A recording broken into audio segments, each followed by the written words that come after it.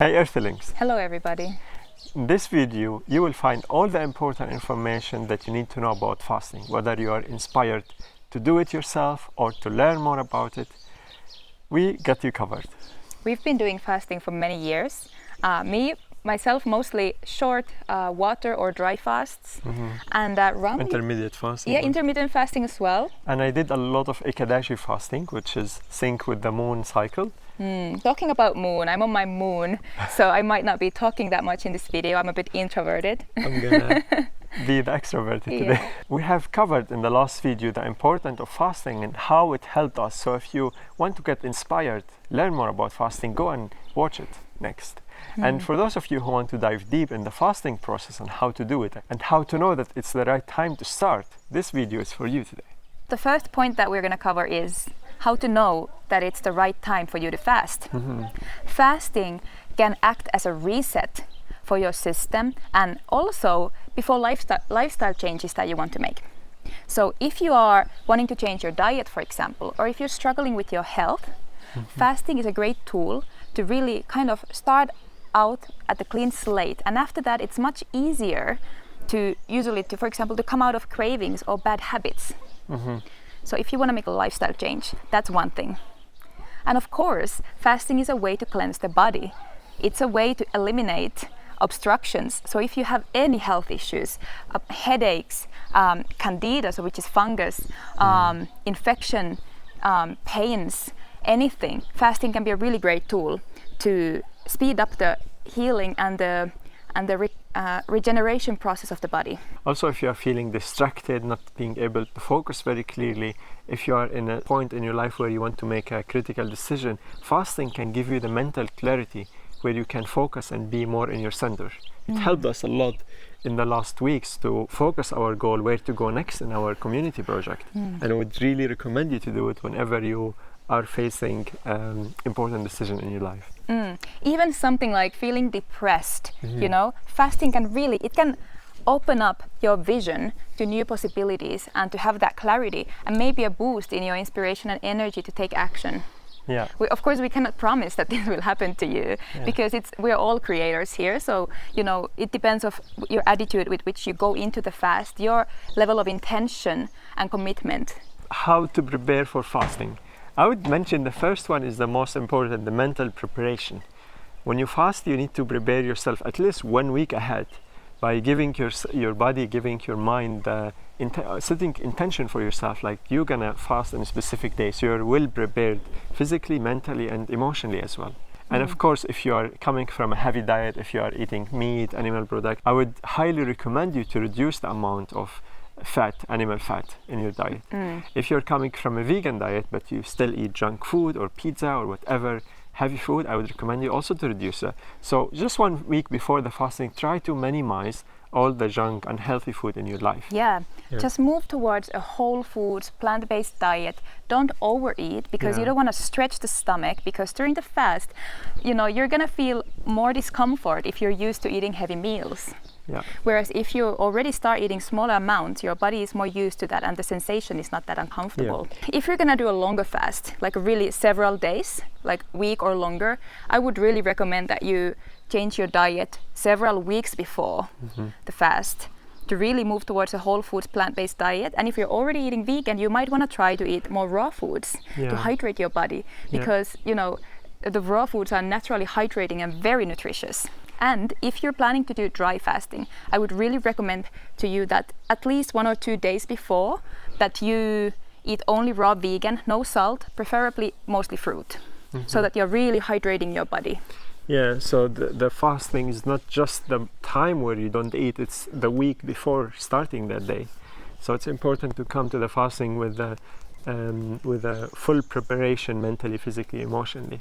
And the emotional preparation is basically to be in a space where you can be self-loving.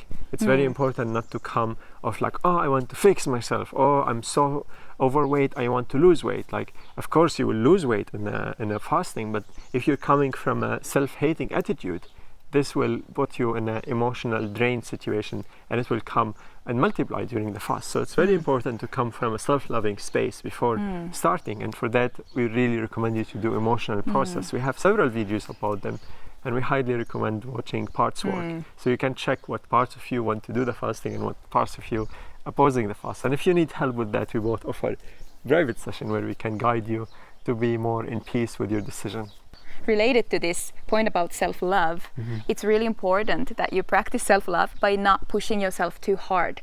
So when you are preparing for a fast, make sure that you clear up space in your calendar for those days, that you don't expect yourself to work your regular 9-to-5 job, or that you don't schedule in a lot of appointments.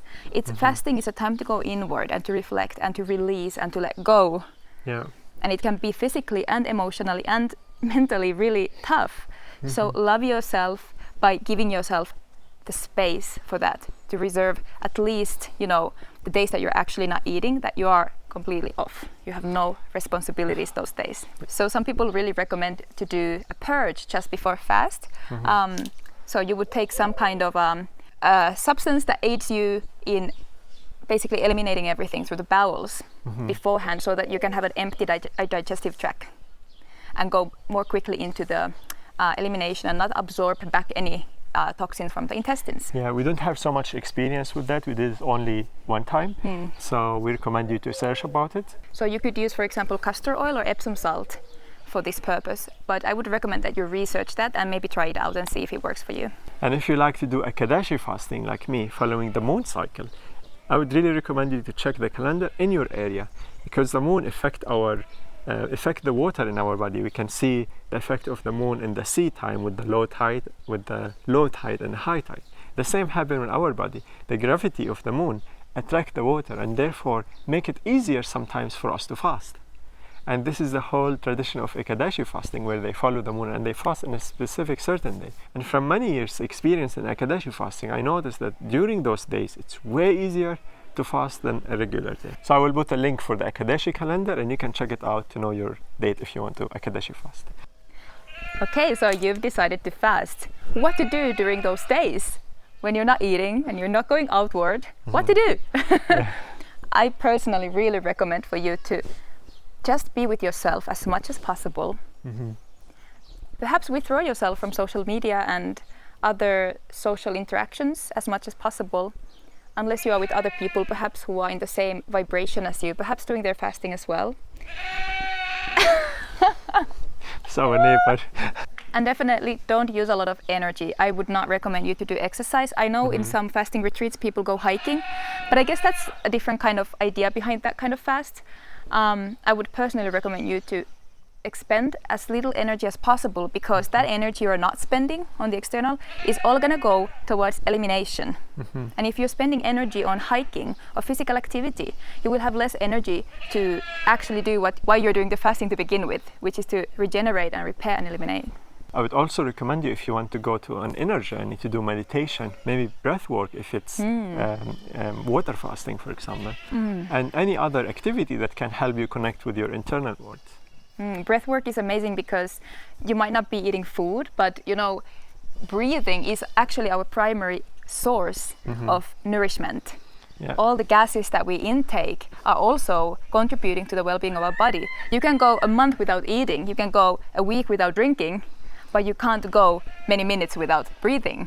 So breath work is an amazing way to vitalize your body, even if you're not getting in physical substance from food. And of course, you can always use herbs during fasting, even during a water fast, to help you with your process. There are thousands of different kinds of herbs that you can find in your local area. You can find out what grows there, and they can help you with eliminating things faster, help supporting your kidneys, helping you to relax, the nervous system to relax, to all different kinds of purposes. Also, something can help you relax is to book massage with a loving masseur. That will help you a lot to relax your body, to release tension in your muscles, to massage the lymphatic system. Many people offer this kind of massage that will help the detox process. So massaging helped us a lot also when we have somebody to offer us this service like our last retreat. So it's an additional beautiful thing to do, actually. Yeah, it would be great if this person could come to your place. Oh, You don't have to go somewhere, especially if you live in a city. Then maybe it's not such a good idea, you know, to go into traffic or something during fasting. Yeah. But if you have this possibility, or your partner is there and is Or if you willing go to massage you, to like a fasting retreat, that would be very powerful. yeah, it can really help you to move the lymph and to move the toxins out. So what can you expect during your fast? If you are fasting for the first time, it might be more challenging for you. Many people have headache, have fatigue, feeling tiredness, feeling headache, and that's all a symptom of detox. That means your body already started detoxing. Many people don't feel any symptom, which is most probably that means they didn't start eliminating it. Yes. I remember when I started my fasting process and journey, it was very difficult at the beginning. Even with water fasting, I remember I would do half a day and would be like, oh, headache, pain, I want to eat. Yeah, and the more I did it, the more easy for me. And now I can, like, literally, if I'm traveling or if I'm in a space where I don't have access to food, I can go a day easily without fast. I feel I'm not under the control of my desire and my craving for food anymore. And that's one of the amazing benefits I have right now after fasting for so many years. So most people really, if they're not used to fasting, dread the hunger, that they're going to be hungry and starving. Interestingly, this hasn't really been the case for me personally. I'm rarely really hungry during fasting, but actually I'm struggling much more with the elimination symptoms, because once you stop eating altogether, your body is kind of going through the process of purging out everything that doesn't serve it. So I usually get a lot of heart palpitations. I might wake up sweating and getting cold and sweating. I usually get a lot of nausea. So last time I vomited every day of a 4-day fast. And I also got a burning while urinating. And this is the acid toxins coming out. And these are all really, they can be very uncomfortable, these symptoms. But at the same time, please celebrate them, because it's a sign that your body is vital enough to actually kick those toxins out. Exactly. And it's a celebration, because those toxins were inside your body already. So when they are going out and you watch the symptom, that's something good actually for you. Yeah. You're watching the symptom, you're watching the toxic going out. So let's celebrate that. Yeah, absolutely. And you know, sometimes when you don't get any symptoms at all, it can also be that you are in a fight or flight mode most of the time. That's an important point. And you're not able to relax enough to actually go into the elimination, because it's a process where the body needs to be surrendered and relaxed. And if you are stressed chronically, it could be that you don't even enter into that state. So a good part actually that we maybe should have mentioned earlier about preparation is to make sure that you are relaxed when you start your fasting. And this is exactly why you should not have a lot of obligations or things to do during your fast. Other symptoms you might experience are skin rashes that might come up as the, fungus, for example, starts to get out. You might feel dizziness, irritation, emotional purges. That's a big one. Our friend got so angry during the last fast. She was in rage. You might get diarrhea. You might get a lot of weird cravings for things you haven't even wanted for years. Yeah. Many things will come from your childhood, either craving for childhood food or craving for emotional needs that you were neglected since your childhood. Many things might come up in a fasting. You can see it as a space where you enter a portal for your inner world, and everything that was suppressed or neglected, they will come out, and you will have chance to release them and heal. And witness them. Yeah. Just witnessing, all those cravings for white bread and cheese and lasagna and sausages and, things like I personally, I don't even want it when I see something unhealthy. What did you crave last time? Not so many things actually this time. Previously, during my previous fasts, I used to crave a lot of things. I would go online and look up recipes during fasting just to dream how it would taste like. But this time I was actually craving seaweed, which is interesting. It might say something about what I'm missing in my body. So afterwards I went and got seaweed for myself, and I've been eating it since then. Yeah, but if you crave like sausages or other things, please think about it. It's not necessarily that your body needs something in the sausage. It's most likely that it's an emotional attachment or a parasitic craving. One of the most difficult experience I get when I switch to the raw vegan diet and fasting in the same time, I get this painful tooth gum infection, which was like driving me crazy because I couldn't drink anymore. I couldn't drink smoothie or juice or anything. It was so difficult. And I realized how much there is like stored toxic in my head area and my jaw area. And when I detox that, it felt like very lighter. It felt my body is way lighter than before, and that was the beginning of my raw journey. Oh, that brought me to another detox symptom is that you might be expelling a lot of mucus. So you might see mucus coming from your vagina with your other elimination in the toilet. You might see it in your urine even. You might get it out of your nose or your lungs. Yeah. Your eyes. Sometimes I get mucus out of my eyes or ears. And if you like to see more about our raw vegan journey, check our video. We have several videos about why we chose to eat raw vegan and the most difficult challenge that we had in this diet. So a lot of juicy topics for you on our channel. Absolutely. If you haven't subscribed to our channel, subscribe. We'd love to have you in this journey, and the notification button is very important because nowadays YouTube will never show you some of our videos if you're not having this notification on. So how to end your fasting? I would recommend you, if you are new to it, to start maybe first with the 1 day fasting, maybe 2 days fasting, and then see how you feel after that. If you feel like extending it maybe for 1 or 2 days more and everything in alignment for you, go for it. And when you start ending your fast, it needs to be a slow process. So it's better for you to fast 1 day and end your fasting slowly rather than fasting 3 days and end your fasting with junk food and cooked food and whatever. And overeating in general. So it's very important to catch yourself at that moment and say like, okay, how do I start? Maybe you can drink juices, maybe you can eat soft fruit, ripe fruit, and focus on mono meal, because that will help your digestive system to start slowly and easily with digesting. What I love to end my fasts with is orange juice or coconut water. Coconut water is the best. Yeah, I love it, especially after dry fasting. Oh my god. Yeah, orange juice might be, if the orange are not fully ripe, it might be a bit irritating. Yeah, for your always, intestines. always make sure that you have ripe fruit, whatever fruit it is. Or something like mango. I love to end my fast with mangoes.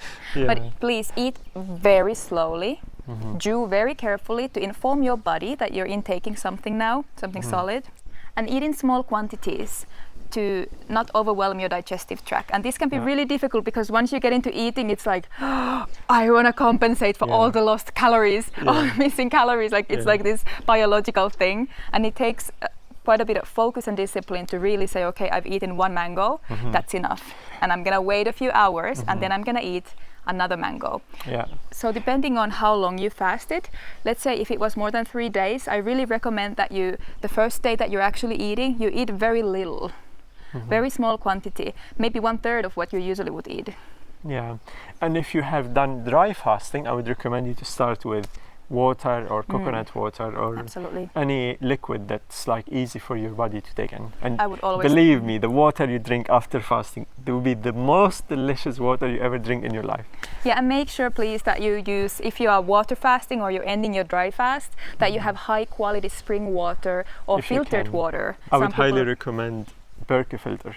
And after your fasting, you might also want to come out of your cave slowly, you know, to not go back to your regular job the next day, but preferably coming out slowly and interacting, opening yourself up to the world again, you know, because you might be feeling quite sensitive after your fast. And also it's normal that you might still feel the impact of the fast 1 week after. That was the case for me after 4.5 days of fasting. 1 week later, I was still feeling quite tired in my body. You know, it felt like my body actually wanted to continue the process. It felt like I was still in it.